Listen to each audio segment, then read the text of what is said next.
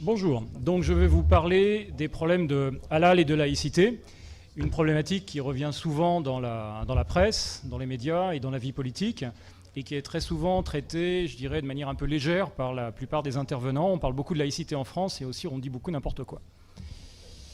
Alors, la spécificité du produit halal, en ce qui concerne la laïcité, j'entends, hein, hors qualité alimentaire et autres. Donc les produits issus de la filière halal ont une spécificité, c'est celle de comprendre dans leur prix de vente un surcoût issu d'une exigence religieuse. Ce surcoût, levé par divers organismes, a une finalité cultuelle, puisqu'il s'agit par le biais d'un abattage spécifique et d'une démarche de certification de s'assurer de l'exécution conforme d'une opération du culte musulman. Donc là, j'ai vraiment décrit la chose de manière très très précise. Ce surcoût halal, que certains appellent taxe halal, mais bon, c'est éventuellement un peu contestable comme appellation, donc c'est un surcoût, c'est de l'argent en plus par rapport au prix de vente normal du produit, présente donc bien toutes les caractéristiques d'une contribution religieuse pour le consommateur.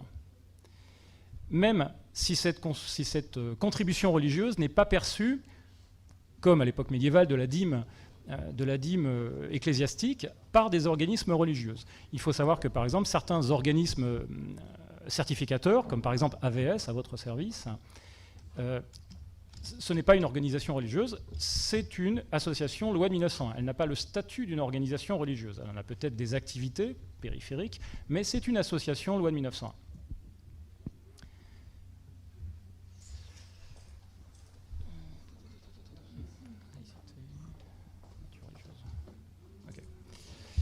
Donc, laïcité, voilà, c'est ça. Ouais, c'est celle-là. Donc, laïcité et taxe religieuse. Dans le cas, donc, on a deux cas de figure. Le cas du citoyen et le cas de l'État français. Le cas du citoyen face à une contribution destinée à une pratique cultuelle, puisque la taxe halal est liée à une pratique cultuelle. La dîme a été abolie en France en 1789. La contribution financière à un culte ne peut aujourd'hui être que volontaire, et uniquement volontaire, puisque la loi de 1905, donc la fameuse loi qui définit le fonctionnement de la laïcité en France, interdit et punit et qualifie comme un délit le fait de forcer des gens à contribuer financièrement à un culte. Donc c'est l'article 31 de la loi de 1905.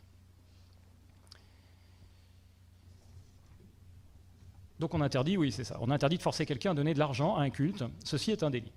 Un consommateur averti peut pourtant décider d'acheter un produit dont l'étiquetage suggère la présence d'un surcoût religieux, un étiquetage halal. Cela ne viole pas le principe de la laïcité. Un citoyen a le droit d'acheter un produit avec une surtaxe religieuse. C'est son choix, rien ne lui interdit. Dans le cas d'un consommateur achetant un produit halal non étiqueté en tant que tel, donc produit dont on a parlé, c'est-à-dire un produit que vous retrouvez dans un rayonnage classique, mais qui est issu de l'abattage halal, donc qui supporte ce surcoût religieux. Donc, le surcoût halal inclus dans le prix de vente est payé sans que l'acheteur en soit averti. Il ne le sait pas. Il y a donc dans ce cas-là une tromperie commerciale et une forme d'escroquerie, puisque la définition de l'escroquerie, c'est vendre quelque chose, extirper de l'argent à quelqu'un, alors qu'il n'est pas prévenu, et en tout cas, la tromperie commerciale consiste à lui vendre un produit dont il ne sait pas qu'il l'achète. Supposons que votre barquette coûte 10 €. Dans ce 10 €, vous avez l'impression, quand vous n'êtes pas averti, que c'est le prix du produit. Eh bien non, c'est le prix du produit plus un surcoût halal. Mais vous n'êtes pas au courant que vous achetez. On vous a vendu sans votre connaissance et sans votre acquiescement, sans votre décision volontaire, on vous a vendu quelque chose que vous n'aviez peut-être pas envie d'acheter. Donc ça, c'est effectivement une tromperie commerciale, et on est ici plus dans un cas délictueux que dans une atteinte à la laïcité proprement dite. C'est une tromperie commerciale. Alors, deuxième cas de figure, le cas de l'État français. Alors là, c'est différent, puisque, n'oublions pas, la laïcité, la loi de 1905, et la loi de séparation de l'Église et de l'État, à vrai dire, ne s'applique pas beaucoup aux citoyens. Elle s'applique principalement à l'État. La loi de 1905, c'est la loi de séparation entre l'État et l'Église, et non pas entre les citoyens et l'Église. Donc c'est là où les points litigieux interviennent. Du fait de l'existence de cette loi, 1905, toute subvention à un culte par l'État français est interdite. Voilà, donc vous voyez afficher la loi de 1905 dans son article 2 qui dit La République ne reconnaît, ne salarie ni ne subventionne aucun culte. En conséquence, à partir du 1er janvier qui suivra la promulgation de la présente loi, seront supprimés des budgets de l'État, des départements et des communes, toutes dépenses relatives à l'exercice des cultes. Toutes dépenses relatives à l'exercice d'un culte. La conséquence logique est donc que la présence d'une taxe religieuse dans le prix de vente d'un produit rend celui-ci impossible à acheter par l'État français, puisque l'État français, en versant de l'argent pour des raisons cultuelles, se mettrait à financer un culte, ce qui lui est expressément interdit par la loi française. Cela lui est interdit.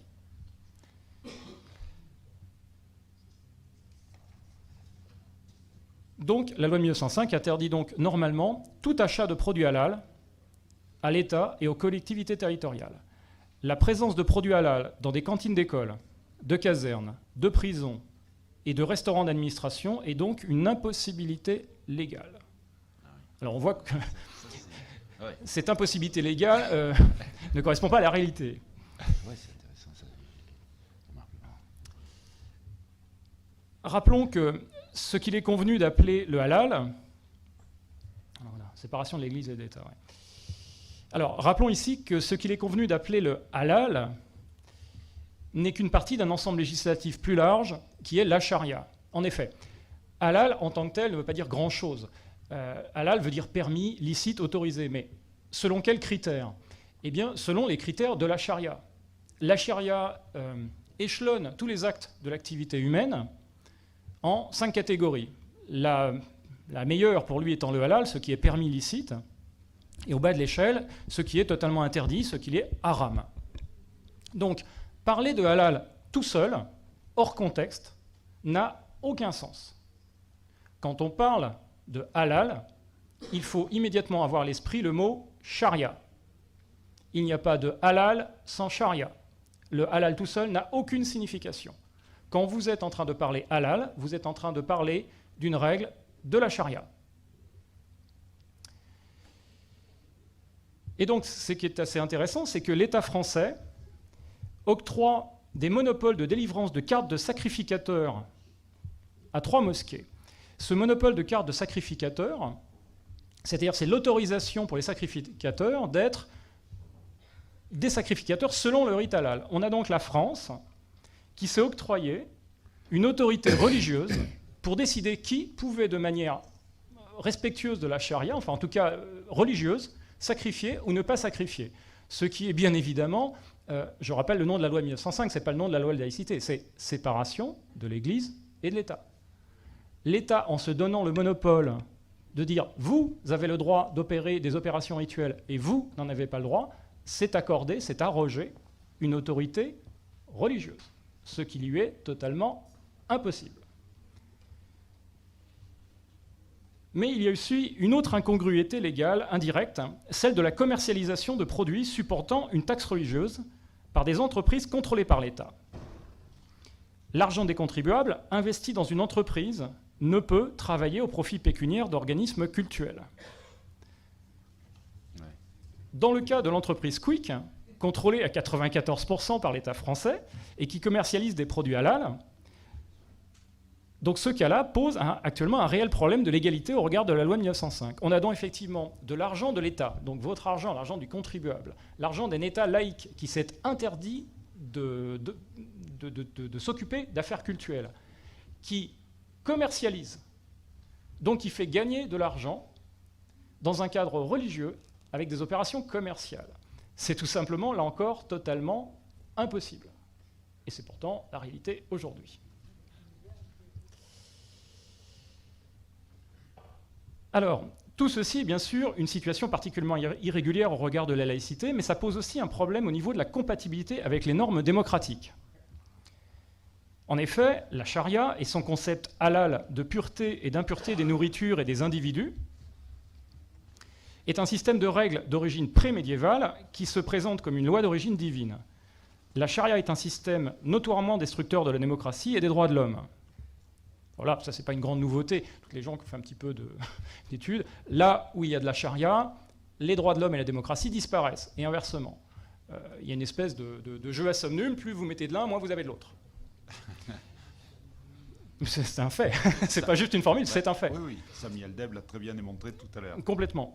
Et donc, la Cour européenne des droits de l'homme dit le 13 février 2003, dans un jugement officiel, la charia est incompatible avec les principes fondamentaux de la démocratie. C'est donc une réalité de droit international. Je rappelle à tous que les jugements de la Cour européenne des droits de l'homme s'impose à l'État français. Donc c'est un avis juridique qui s'impose à l'État français. Il devrait normalement en tenir compte. La charia est incompatible avec les principes fondamentaux de la démocratie. Donc un signataire comme la France de la Convention européenne des droits de l'homme, pour être cohérente avec ses engagements, devrait logiquement s'interdire d'introduire les règles de la charia dans sa législation et ses usages sociaux.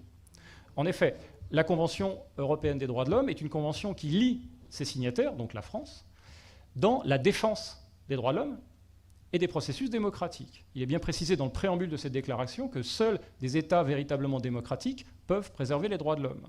Or, il est précisé par cette même Cour européenne des droits de l'homme que la charia est incompatible avec la démocratie.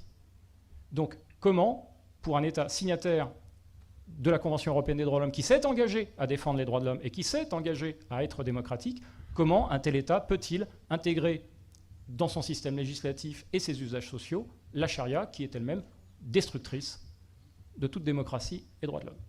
Là encore, on a un vrai problème de cohérence. Mais ce n'est pas tout. Au-delà de l'incompatibilité du concept du halal avec celui de la laïcité et de la démocratie, il y a aussi une véritable insécurité juridique à être impliquée dans la filière industrielle et économique liée au halal.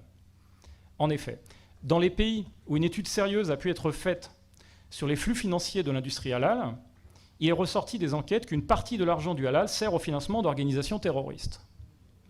Aux USA et au Canada, il a été prouvé que l'industrie halal finance des organisations terroristes telles que le Hamas. Une partie de l'argent collecté dans les organismes de certification halal emprunte un circuit de banques et d'organisations caritatives islamiques, dont preuve a été faite dans plusieurs enquêtes qu'elles participaient activement et en connaissance de cause au financement d'organisations terroristes. Les circuits financiers du halal français étant aujourd'hui d'une opacité absolue, quand on veut savoir où passe l'argent du halal français, on ne le sait pas. Donc ces circuits étant d'une opacité totale, il est malheureusement à craindre que des découvertes similaires soient faites le jour où des enquêtes seront réalisées. Et dans ce cas-là, les acteurs économiques impliqués dans la filière halal se retrouveront alors dans la situation juridique très inconfortable d'avoir participé au financement d'organisations terroristes. Et là, vous allez avoir encore quelques planches explicatives de cette situation. Alors, ça c'est un préalable. Je parlais tout à l'heure de société de charité islamique, société, donc organisation humanitaire islamique.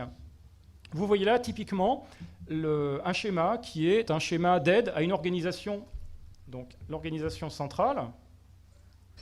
Voilà, l'organisation centrale qui est en vert, donc Jamatul Mujahideen Bangladesh, est financée par différentes organisations tout à fait internationalement connues, qui sont la World Assembly of Muslim Youth, qui est issue de l'Arabie Saoudite, Revival of Islamic Heritage Society, donc du Koweït, la Ligue islamique mondiale, Arabie Saoudite, Muslim Aid, Grande-Bretagne, Charitable Society du Qatar, qui était utilisée par Ben Laden. Elle a financé Ben Laden, et Ben Laden se servait de cette société charitable. La Fédération islamique internationale des associations étudiantes, basée en Allemagne et en même temps au Nigeria. Et enfin, la Islamic World Community. Alors, la particularité de l'organisation verte, c'est que c'est une organisation terroriste. Et que la révélation de ces sources de financement était celle d'un de ses dirigeants qui a été arrêté au Bangladesh et qui a cité les gens qui lui donnaient de l'argent. Donc on a une organisation terroriste au Bangladesh qui organisait des attentats à la bombe qui était financée par toutes ces organisations. Alors je vous demande de juste regarder, vous rappeler de deux de ces organisations qui sont la Ligue islamique mondiale et la World Assembly of Muslim Youth qui vont réapparaître plus tard dans l'exposé. Et je vous parlais tout à l'heure d'enquêtes qui ont été réalisées sur la filière halal. Eh bien, je vais vous parler là d'une enquête qui a été faite de manière extrêmement précise au Canada, qui nous révèle des informations extrêmement intéressantes. Alors, rassurez-vous, je ne vais pas tout vous expliquer parce que c'est un peu compliqué. Sachez que simplement, les organisations du bas sont des groupes terroristes, reconnus internationalement comme terroristes. Et que dans cet organigramme, vous allez voir apparaître, hop, comme par miracle, la WAMI, c'est-à-dire la World Association of Muslim Youth. C'est-à-dire cette organisation, qui est une organisation de jeunesse basée en Arabie Saoudite, finance... Ah oui, mon petit curseur, il est parti. Non. Ah, et puis on rend du lame. Donc, la petite... en dessous du rond rouge, vous avez un petit boîtier. Ah, fantastique, ça marche. Voilà. Alors, cette organisation-ci dépend de la première, mais simplement c'est une organisation canadienne, c'est la branche canadienne. C'est-à-dire que cette organisation qui est en Arabie Saoudite développe dans tous les pays du monde des branches locales, des antennes locales. Et donc ça, c'est l'antenne locale canadienne qui finance une organisation qui sert au financement d'organisations terroristes et qui finalement finance Al-Qaïda. Ici, c'est Al-Qaïda. Ici, c'est le Hamas. Donc, revenons à la situation canadienne. Nous avons ici l'organisme de certification alimentaire. Les organisations qui certifient le halal sont ici. Ces organisations qui sont financées par l'Arabie Saoudite, par l'intermédiaire de cette organisation charitable, reçoivent elles aussi de l'argent. Et ici, vous avez le MAC, Muslim Association of Canada. C'est la déclinaison canadienne des frères musulmans. Les frères musulmans fonctionnent exactement de la même manière que celle-ci. Vous avez un corps, c'est une organisation internationale, salafiste, qui développe dans beaucoup de pays du monde des antennes nationales. Au Canada, les frères musulmans s'appellent le MAC. En France, ça s'appelle l'UEIF. Donc ce MAC reçoit et gère l'argent du halal, puis le transmet à une organisation caritative canadienne qui le transmet à son tour au Hamas.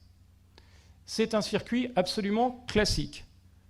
Pays de l'OCI, l'Organisation de la coopération islamique, en général l'Arabie Saoudite, le Qatar, sont très très actifs, qui créent une organisation internationale de bienfaisance, qui crée à son tour une organisation locale de bienfaisance, qui investit dans des structures dépendant en association, très souvent avec les frères musulmans, mais aussi avec d'autres organisations, qui drainent l'argent du halal vers le terrorisme.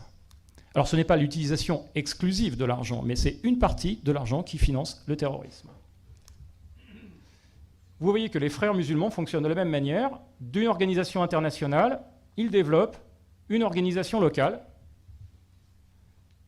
Et il faut savoir que le Hamas aussi fait partie des frères musulmans. Le Hamas est une organisation terroriste faisant partie de la nébuleuse des frères musulmans. Ce qui veut dire que vous avez l'organisation générale qui crée des antennes locales qui drainent de l'argent pour les organisations terroristes. C'est un schéma qui est absolument classique. Et la question, je me suis posé la question, et la France? Voilà, donc là, ça c'est la situation, ça c'est le halal, donc ça c'est la filière halal. Voilà, donc suivante. Voilà, donc là j'ai fait un tout petit résumé.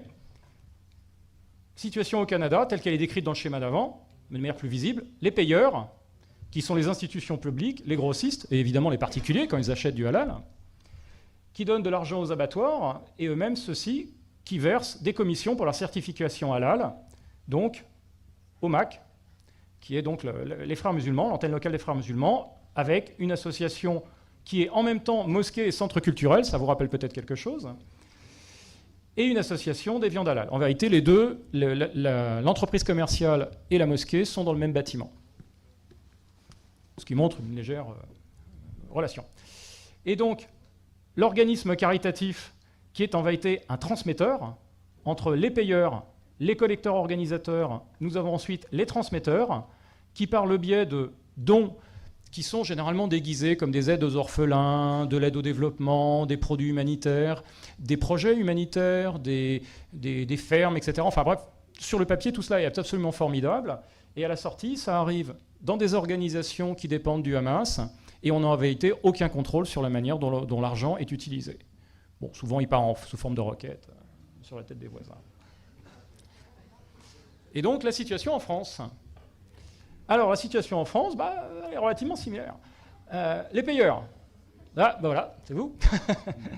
Donc, institutions publiques, hôpitaux, écoles, bases militaires, prisons, grossistes, c'est pareil. Alors, les gens, il faut savoir que le halal, la taxe halal, la contribution halal, n'est pas perçue uniquement sur la viande. Il faut savoir, et ça c'est un chiffre tout à fait récent puisqu'il date de cette année, qu'un des grands responsables de l'industrie halal, donc thaïlandaise, les Thaïlandais sont très en pointe sur la production de produits halal, expliquait que la nourriture halal ne représentait que 2% du marché. 2% du marché seulement. C'est-à-dire que les produits de beauté sont halal, les produits pharmaceutiques sont halal, la finance, les produits de la finance rapportent énormément d'argent et finalement rapportent encore plus d'argent que la nourriture, beaucoup plus.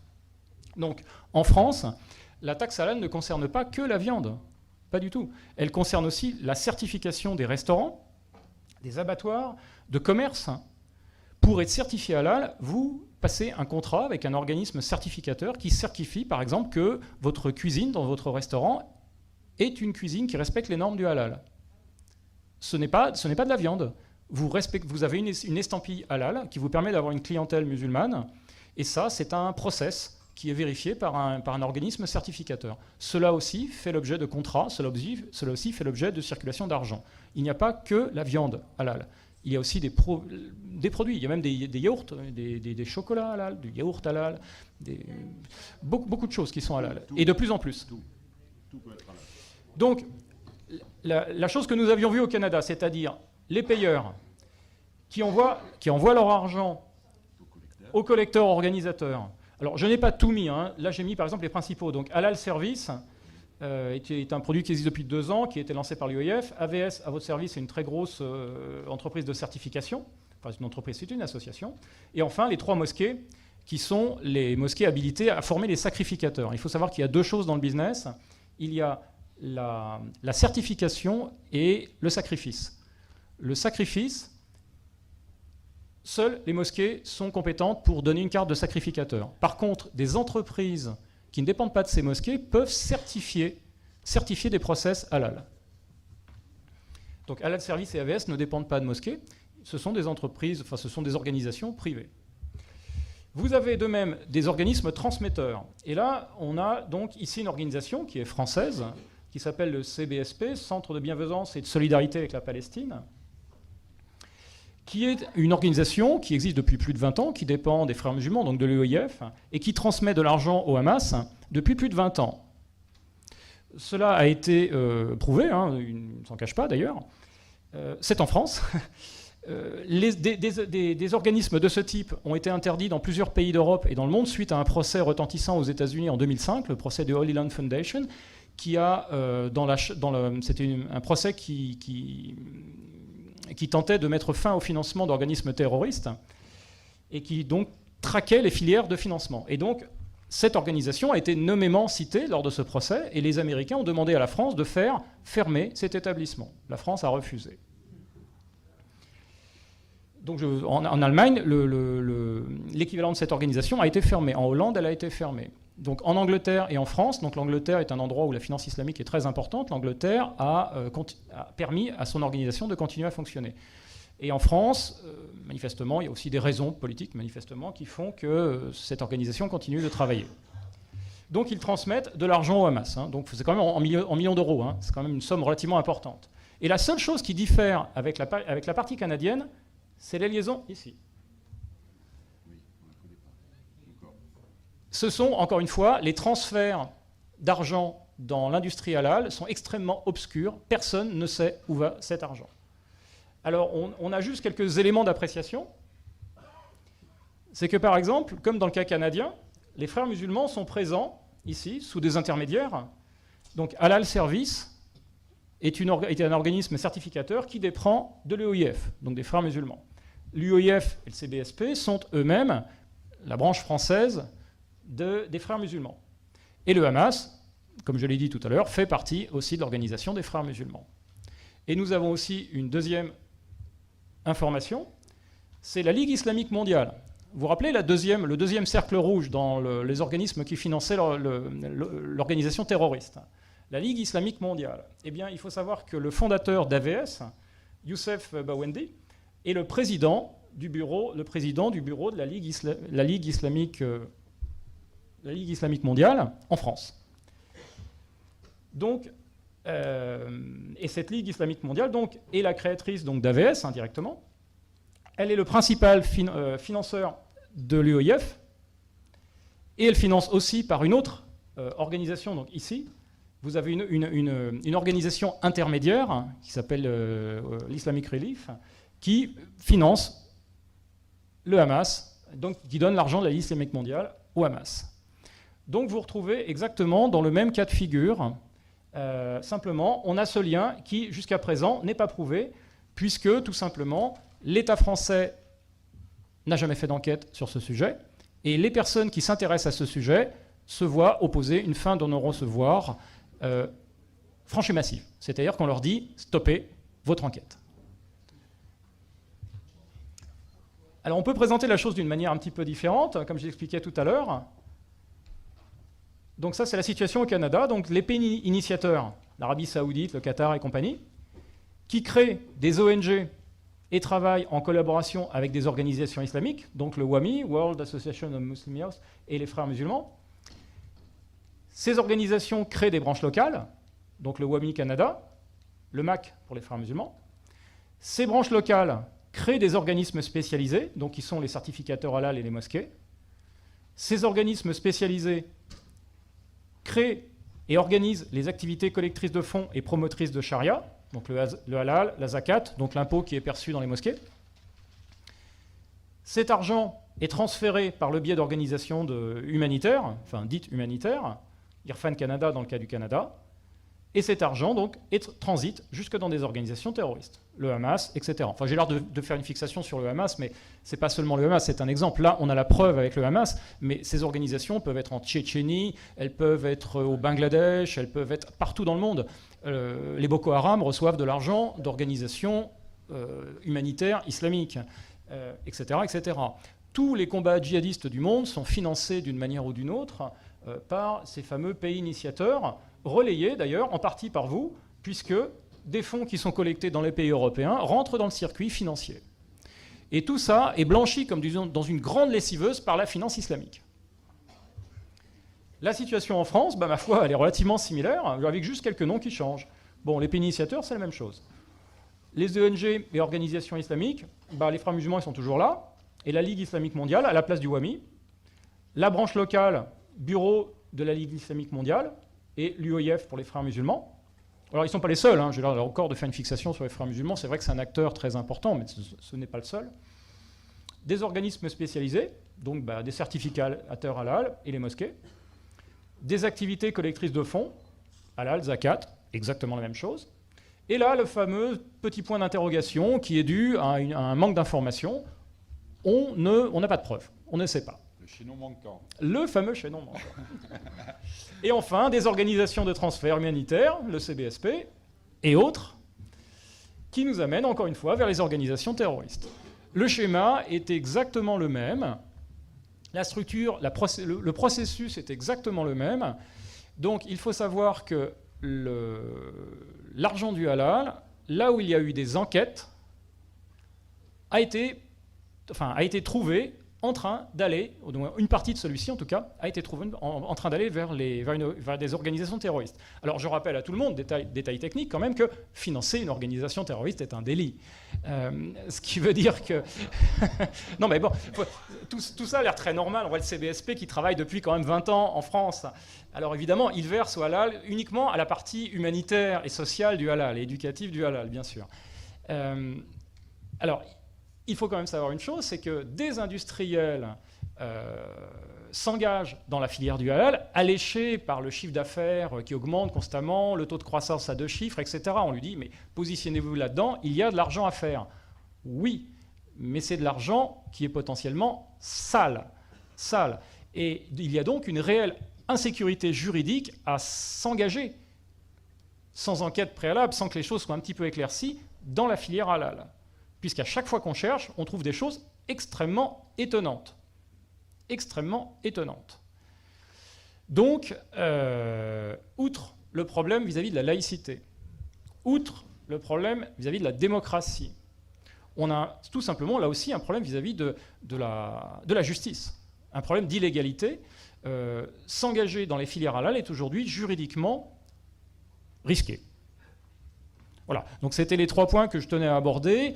J'ai un petit peu dépassé de la laïcité, mais je pense que le phénomène du halal est plus vaste que simplement celui des produits alimentaires.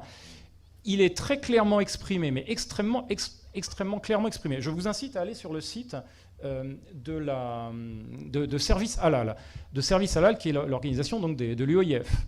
Et il vous est exprimé de manière très claire, il n'y a pas grand-chose comme sur le site, donc vous allez pouvoir le trouver assez vite, que le halal n'est pas simplement une histoire alimentaire, c'est aussi un mode de vie. Et des responsables islamiques mondiaux ont dit « Nous conquérerons l'Occident par le halal ». Le halal est une transformation de la vie, une transformation de la manière dont fonctionne la société. Et comme je le disais tout à l'heure, là où il y a de la charia, la démocratie et les droits de l'homme meurent. Il est donc, je pense, tout à fait raisonnable de se poser la question de la pertinence d'introduire le phénomène halal, sous quelque forme que ce soit. Tout simplement parce qu'effectivement, il y a peut-être de l'argent à gagner, mais qu'est-ce que ça va nous coûter ? Est-ce que cet argent, ces quelques petites marges, ces quelques petits pourcents de parts de marché que les industriels vont gagner, vaut les pourcentages de démocratie et de droits de l'homme que nous allons perdre ? C'est la question qu'il faut se poser aujourd'hui.